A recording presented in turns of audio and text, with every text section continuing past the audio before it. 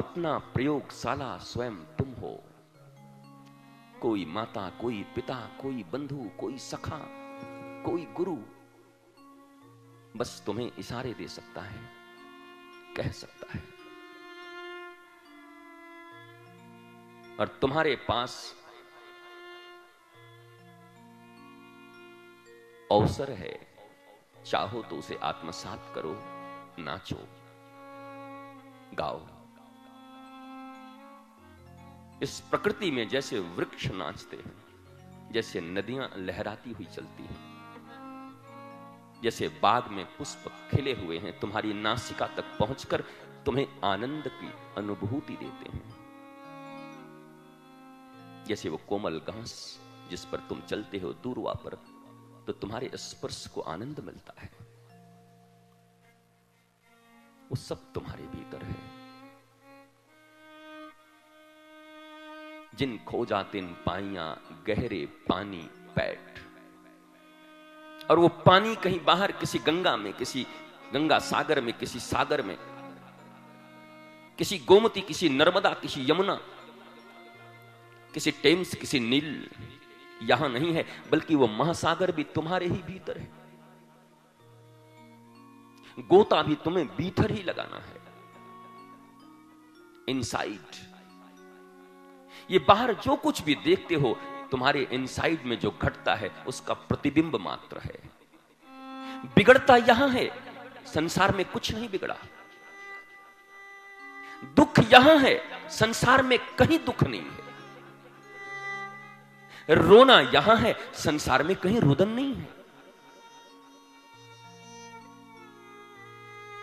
तुमने तुम्हारे भीतर अगर काम कर लिया गुरु के अनुरूप, तो जगत कैसा भी हो तुम आनंदित होगे, आह्लादित होगे, मौज में होगे। लंका जैसी नगरी में भी तो विभीषण रहता है ना। वहां भी तो अपने घर में वो राम नाम लिखकर, तुलसी के बिरवे लगाकर, राम आयुध के चित्र बनाकर प्रातः उठकर राम राम का स्मरण करता है ना। और अयोध्या में राम के साथ रहने वाली मंथरा भी तो कुत्सित बुद्धि की है ना।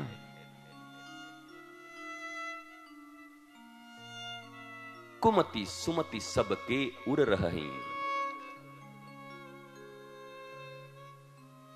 ये यही लंका भी है और यही अयोध्या भी है। Your body, your life. तुम्हारी जिंदगी गई तो अयोध्या किस काम की, तुम्हारी जिंदगी गई तो लंका किस काम की। तुम्हारे जीते जी अयोध्या का भी काम है, तुम्हारे जीते जी वृंदावन का भी काम है, तुम्हारे जीते जी भी तुम्हें लंका पहचानने का अवसर है। ये एक्सटर्नल लंका से कुछ बनना बिगड़ना नहीं, और एक्सटर्नल अयोध्या में जाकर के भी हमारे तुम्हारे जैसे लोग पाप करने से चूकते नहीं, वृंदावन में पाप करने से चूकते नहीं,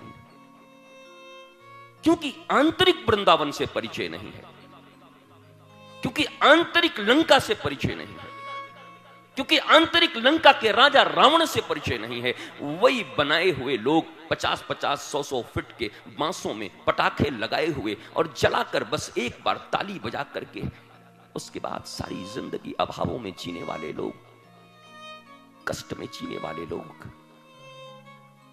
ये धर्म नहीं है। This is not real spiritualism. This is not Puja, not योग, यज्ञ, ध्यान, तप, nothing. सब कुछ तुम्हारे भीतर है, सब कुछ। और वो भीतर की यात्रा करने से पहले सदगुरु रूपी नाविक, सदगुरु हाथ पकड़कर पतवार लेकर अपनी नौका पर बिठाकर तुम्हारे भीतर के इस महासागर से अगर तुम्हें कोई बाहर निकाल सकता है, जिसे तुम भव सागर कहते हो, बाहर कोई सागर पार नहीं करना तुम्हें। फ्लाइट चल रहे हैं, टिकट कटाओ और 7 समुद्र पार चले जाओ, पर भीतर जो दुख के सागर हैं, बंधन है, मोह है, अवसाद है, विषाद है, जो तकलीफें हैं, जो अभाव है, जो कामना वासना, जो ईर्ष्या मोह है, इस सागर को कैसे पार करोगे? ये भवसागर तुम्हें कौन पार कराएगा? कोई इंडियन एयरलाइंस, कोई इंडिगो, कोई समुद्री जहाज, शिप, कोई विस्तारा की फ्लाइट ले जाएगी तुम्हें? कोई एयर एशिया आएगा तुम्हारे लिए? ना। उसके लिए गोस्वामी तुलसीदास जी ने कह दिया कि गुरु चरण ही नौका और जहाज है किसी शिष्य को भवसागर से पार कराने के लिए। गुरु चरण